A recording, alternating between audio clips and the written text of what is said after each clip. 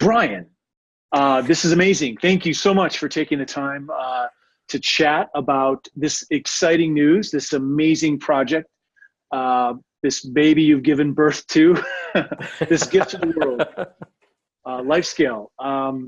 I am really excited when you shared with me the heads up on what the book was about and everything. It was clicking for me, and so I'm very excited about this, and I appreciate you taking the time. So let's get started. What's the fundamental premise of Lifescale, and fundamentally, why did you write it?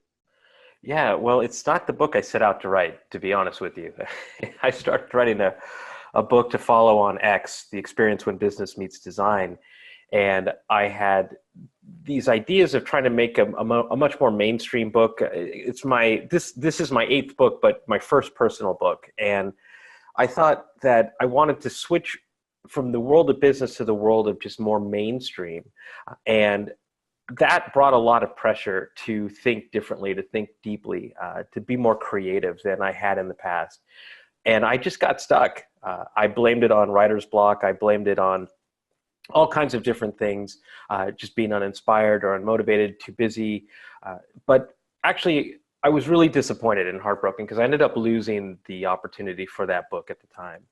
And after I had a little bit of time to reflect, I really started to dig deeper and peel back layers to see what was really going on. And it turns out that I had found that I was suffering from the same distractions from the same technologies I've been covering for the last 10, 12, 14 years. And I decided to get to the heart of the matter and understand what's really going on here behind the tech. What's it doing to me as an individual? Obviously, if it's affecting my ability to go deep or it's affecting my creativity, what else is it doing? And then I also felt like that whole mission could be something to share with everyone because it surely wasn't out there on Google. There was a lot of solutions for the symptoms, but not a lot of solutions for the problems. And to be quite honest, the problems are still being discovered. Well, it's important, I think, that you mention problems because there are a lot of problems that Lifescale might be able to solve or facilitate the solution of. What are some of those key, promises, I guess, that Lifescale can deliver on? It's funny. I remember talking to Shannon over at Wiley, and she said, "Whatever you do, don't make a book about the problem. Don't make a book about tech. Don't make a book about all of the things that it's doing to us. Write a book about the solution, because that's what people really need." And I was 100% with her, but I didn't know what the solutions were because they really didn't exist. So after many glasses of champagne and thoughtful exploration, I realized that what we had been missing is sort of this guidebook for a modern life. So if you think about it, a lot of how we work or learn, a lot of our standards for success, our routines every single day, the traditions and the aspirations that were handed down to us by our parents and their parents, sort of really starting to become outmoded in these modern times. And at the same time, there's no real guiding light to tell us how to balance all of these things. We're sort of being exposed to more information, misinformation. We're empowered where we're becoming accidentally narcissistic, where we're reaching for these things because it makes us feel in the moment validated or important. And all of these things are intoxicating, but they're also very new, and they didn't come with an instruction manual. We didn't really have parents or mentors or teachers or managers to kind of guide us or navigate us through all of these things. So we're all trying to figure it out. What Lifescale really was about was scaling life for a modern time, giving us a guidebook to reimagine or rethink or reacquaint ourselves with what is important. What does happiness look like? What does success really look like? And it really has nothing to do with tech per se, but it uses tech as sort of the impetus to kind of have these discussions, because we're all, I'm sure, in one way or another feeling that anxiety or that stress or that pressure, or depending on I did research, for example, with a global beauty brand where I interviewed women from the age of 6 to 61 and learning just like the daily stress that they feel in terms of beauty and trying to be relevant and trying to keep up. There's a lot of things all over the place that I think if we just press pause and reevaluated a lot of the things that are in our life, we might be able to hopefully Lifescale. And then we can determine what's the right balance for all of these things, whether it's tech or whether it's how much you share or how much or hard you work or what you're trying to do. That's the guidebook I needed, and it's the guidebook that I wanted to share with people. A guidebook to life in this always connected and very complex world. That sounds amazing. I think you've answered a question I'm going to ask in a few minutes, and that is what's one of your objectives for Lifescale? And that is, of course, for it to become a verb. Yeah, actually, hold on one second. Let me get this. I don't have a copy of the book yet, believe it or not, even though it comes out by the time people see this. So I have this manually printed version of it. And in there, it's in the book, it's full color, but in here it's black and white, or grayscale, I should say. I don't know if you can see this, but it's cool. It's a journey. And instead of having a table of contents, it kind of walks you through the journey of life scaling. And it really just gets down to core human values that I think we've sort of lost touch with, but also modernizing our relationship with ourselves and those around us, right? I think a lot of us are basing networks and relationships on false standards. Definitely, we're not truly living our best life, even though we think we are, or even though it may look like it, because it's all based on these standards of, what's the best way to put it? Nick Carr once called it the shallows, where we're operating so quickly online that we're not getting to the depths of the information or the output or the creativity or even the relationships. So what I hope this book does, besides become a verb around life scaling, is just really putting ourselves back into a position of control, where we get to decide what we do tomorrow, what we do differently. Now, I'll tell you, one of the things that I struggled with as I was writing it was there's a lot of great authors out there in terms of productivity, like Merlin Mann, or we have Jason Fried at 37 Signals. You have James Clear in terms of building better habits. You have Tom Ballou in terms of focusing your goal and your vision and making that come to life. You have just so many names that I could just rattle off that are really building in their own way a path forward. What I wanted to do was just kind of get all of those things together and say, what if I told you that you thought your multitasking was actually getting things done faster and at better caliber or at a higher caliber? What if I told you it wasn't? What if you were getting less done? What if the output was not as great as you thought it was? And what if I told you that not only is the output not as great as you thought it was, but it's just actually mediocre? And what I learned along the way is that we're just satisfied with the accomplishment of getting it done. Give ourselves a pat on the back, tell everybody online, hey, we just finished it, get those likes and validations and those comments, and then kind of move on to the next thing. When in fact, I had found that my work had become definitely substandard than what I had worked on before. Still kind of getting by and still kind of getting there, but there's a lots of signal to the world that you project when you're not actually giving it who you are and the best of who you could be or what you've learned in the past. And I don't know, that was a coming of age for me. I had been lost for way too long before I even realized it. And then the other goal, lastly, is, well, there's a lot of goals, but for this, so I could get you to your next question, how do you sell a book to people who might not realize that they're distracted or that there's any challenge whatsoever? Because it's everyday life. It's how everybody lives. If you walk outside, if you go stand at a bus stop or on a train or in line at the DMV or wherever you're going, everybody's on their device, just doing the endless scroll, as I call it. So to a lot of people, there isn't a problem until there is. That's what happened to me, that I had a problem and I had to deal with it. So I'm trying to raise awareness as best I can, conversations with smart people like you, to talk about our relationship with technology and taking control of it, and maybe then introducing sort of back end, this is what distraction's actually doing to us. A lot of our community are marketers. PR people, communications people. And while this book's appeal and application is broad, all humans, curious what you have to say about its applications, you know, for you, you're obviously aware of what the life is of a marketer these days. And what are the applications for a marketer, do you think? Well, a lot of it is twofold. One, there's the life of the marketer, right? So they're using a lot of these technologies that they're in their personal life that they're also using professionally. So they're applying how they use it personally to how they want to use it professionally. And assuming then on the other side that people too want to be engaged in the way that they're using the technology through the filter or through the funnel.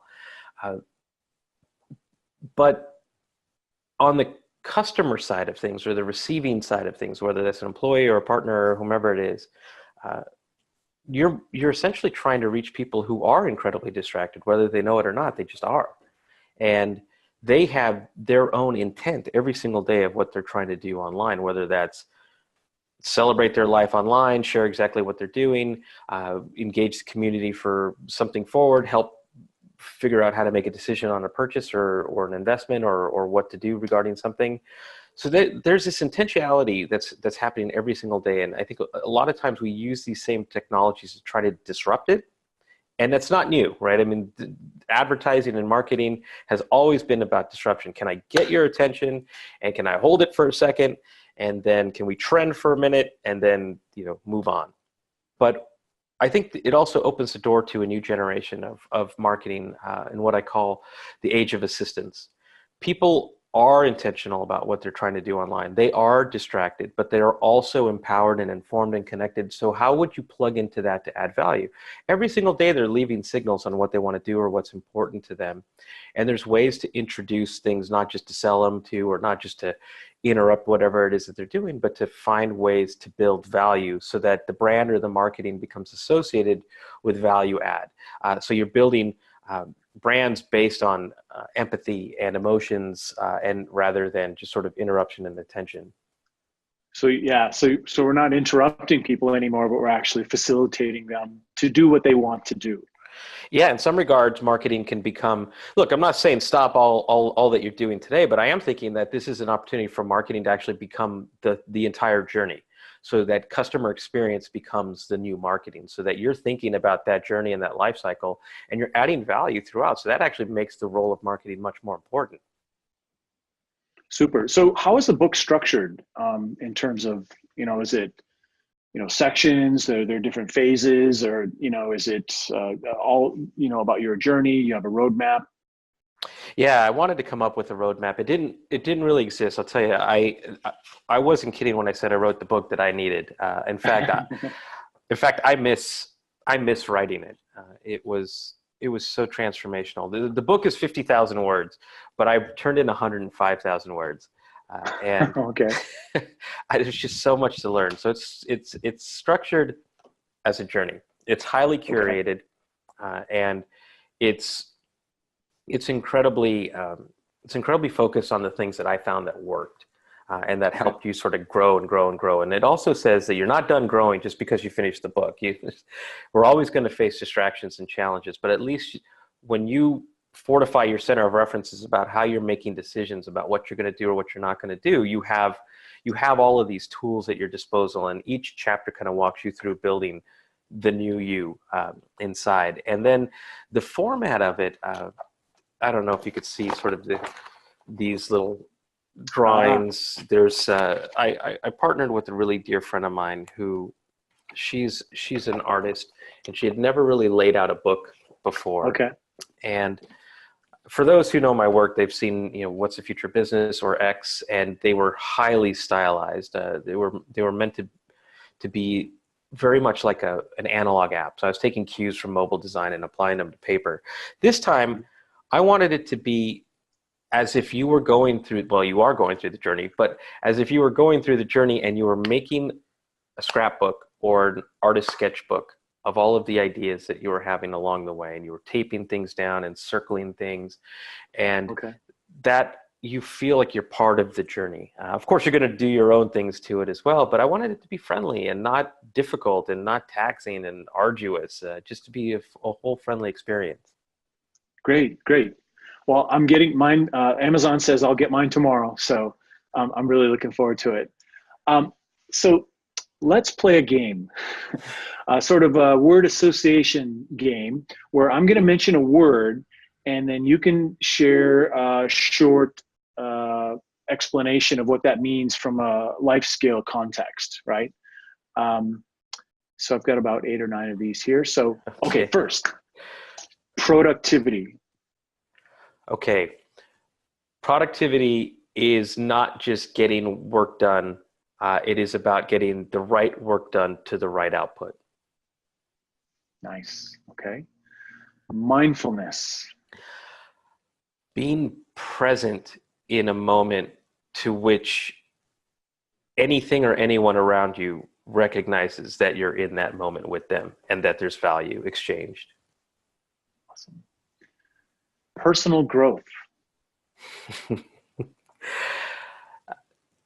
Again, in the life scale regard, personal growth is accepting that no matter how much you feel you have conquered or grown in life today, that there's always something new to learn and always something old to unlearn. Here's a popular one. Life hacks. Ooh, life hacks.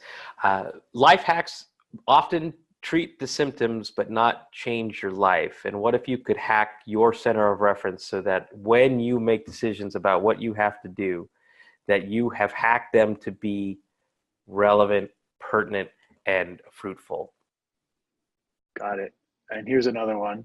Hustle, or Yeah. workism, or being busy.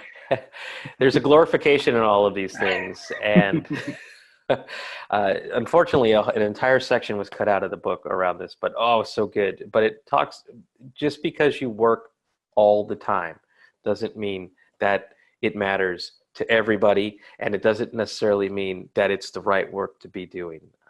Life is balanced with other things other than work. And I know that sounds like a platitude, but if your work is the thing that's actually all that's consuming you, then I feel sorry for the people that are around you. Got it. Here's one of my favorites, creativity. It has never been more important, that word creativity.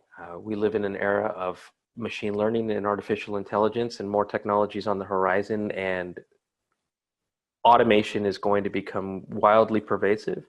And that creativity, how you think, what you do, how you act, what you produce, your output, your work ethic, your imagination that goes into anything, all of those things stand out, especially in an era where a lot of things don't necessarily stand out. We don't need filters to be great.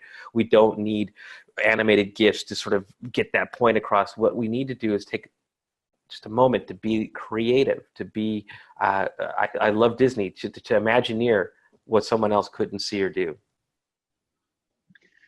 Here's one. It's something that we need more now than ever. Leadership. We do need leadership.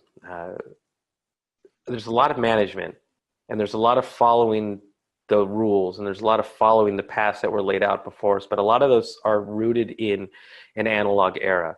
And when we talk about leadership, we have to think about what does it mean to forge new paths for a new time. And that's what I hope Lifescale is about, is producing a new breed of leaders. Personal development. Oh, we always have something new to learn every single day. I always say that my occupation is that of a student. Things move too fast. There's always someone smarter. There's always somebody more creative. And the more that we don't challenge ourselves or push ourselves, or just even in a fun, smiling along the way kind of way, that developing what we do personally and professionally, it's only going to keep us more relevant, and I think happier. Distraction. Ooh, yeah. You know that the average person looks at their phone about 1,500 times a week. And that's just the average person. I'm not talking about power users. And that adds up to about 177 minutes a day. And if you added that up over time and you thought about all the different things that you could do, like learn a new language, learn how to scuba dive, like anything you wanted to do that you didn't do or that you putting off or that you're making excuses to not do. Distraction is holding you back in ways that you haven't, and I am just starting to realize, from greatness and possibility that would define your life. And add a second sentence to that. We always talk about, if you will it to happen, or if you ask the universe will give to you. Nothing's going to happen. Number one, if you don't know what it is that you're working toward, and number two, if you don't work toward it. Is this the answer to some of this digital detox? Yeah, that's a hack, in not a bad way, but it's a hack. So a lot of people are digital detoxing. They're going to camps. They're turning in their phones. They're going to dinners where everybody's phone gets put in the center so no one can touch it. You have people deleting social network apps from their phones so that they're not reaching for it all the time. Those are ways of just sort of pulling back and like quitting smoking, if you will. You're not going to smoke for 3 days, but then you're going to go back and kill a pack, just because, or like dieting, or like saving money. You reward yourself by diving deeper into what you were doing wrong in the first place. You can, as long as you have purpose for why you're going to detox, or as long as you understand your balance, that relationship that you have with technology and where you are and where you want to be in life, regardless of technology, all of those things help because you're giving it a purpose. Awesome. So this is one of my last questions. What does success look like for the book? This is a worldview. This is like a movement or something. What does success look like for you, short and long term? There's a lot of really amazing people who have made movements out of their work. So, for example, Simon Sinek with Why, and Tim Ferriss, the 4-Hour Work Week. I don't know that I have it in me alone to do that, just simply because I still do a lot of research on the future of stuff. And what I decided to do was to make Lifescale a universal movement to help give it to the community. So I have some great friends like Dennis Yu and Karen Friedberg who are helping me turn this into a Lifescale coaching program. So we have a certification program for people to go through the Lifescale process so that they can then in turn extend and teach all of their networks, so that I'm not holding back Lifescale, but everybody can sort of bring the Lifescale message and movement and help all of us kind of not just break free from distractions, but also be more creative again. So if you're interested in helping spread the word, if you go to lifescaling.me, there's a section for coaching that we're going to be announcing soon. Awesome. That's fantastic. Hey, this is my last question. So you're going to be keynoting at Social Media Marketing World, I believe. Is that true? It is true. Yes, you are. Is that true? I hope that's true. I really enjoyed your presentation last year. So what kind of thing will you be talking about? Will you be talking about Lifescale, or will you be talking about something else? Well, last year, for those who were there, either if you were at Social Media Marketing World or South by Southwest, those were the early formations of me kind of exploring this pre-Lifescale notion. And those two presentations actually are what led to the book. So I'm not going to be promoting the book per se, but I am going to be talking about how last year led to this place in my life, and hopefully share some lessons with everybody, but also a bit to what we were talking about earlier around how the future of digital needs to be rooted in that assistance economy and that value add, and thinking about the whole journey and beyond just any touch points and just those models of interruption. Fantastic. So can you remind us of where we can go get the book, find out more information about whether it's to purchase the book, become a coach, or anything? Yes. So the URL for the book is lifescaling.me. And that's what it looks like. There's also, if you need anything, you could go to briansolis.com. or at Brian Solis across the board. When you go to the Lifescaling site, you'll see the coaching stuff. You'll see a lot of articles that we're going to start curating to make it more like a community of content that everybody's adding to.